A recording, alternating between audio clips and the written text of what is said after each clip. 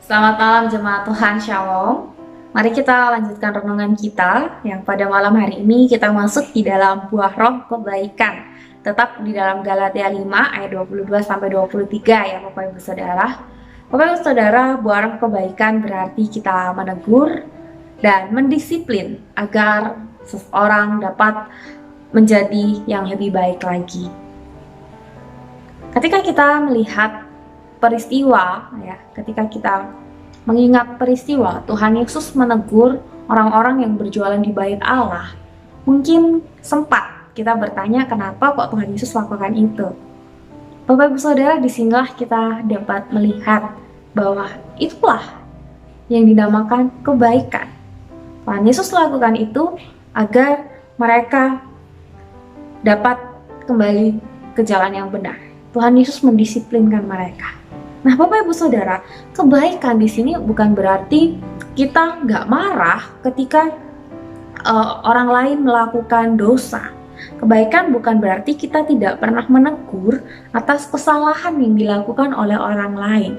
Kebaikan bukan berarti kita senyum-senyum aja saat melihat kebobrokan moral yang dilakukan oleh orang lain. Tetapi kebaikan di sini adalah ketika kita melakukan teguran dan juga arahan saat kita melihat orang-orang di sekitar kita, orang-orang di sekeliling kita mulai melenceng dari kebenaran. Kebaikan seperti yang dilakukan oleh seorang ibu saat dia melihat anaknya sedang makan es krim, padahal anaknya itu sedang sakit. Kebaikan yang akan dia lakukan adalah apa? Menegur dan juga melarang anaknya untuk makan es krim. Bukan membiarkannya, Allah nggak apa-apalah, minum aja. Nggak seperti itu kan ya Bapak Ibu Saudara. Terkhusus untuk para ibu, pasti tidak akan lakukan hal itu. Dan inilah gambaran yang seharusnya kita lakukan.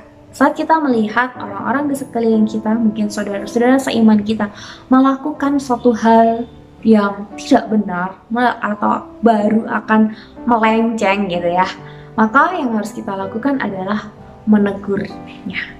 Tentu menegur yang diajarkan oleh firman Tuhan adalah menegur dengan kasih, bukan dengan cara menghakimi.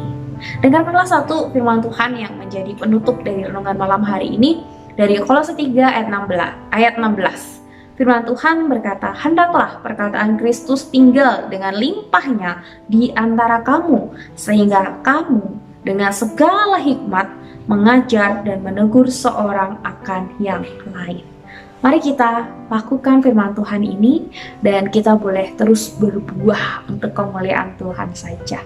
Kita tundukkan kepala, kita berdoa. Tuhan, terima kasih Engkau sudah berbicara kepada kami melalui firman Tuhan pada malam hari ini. Dan kami sungguh rindu hidup kami semakin hari boleh semakin berbuah lebat, di mana hidup kami boleh terus menjadi berkat, terus dapat dirasakan oleh orang-orang di sekitar kami.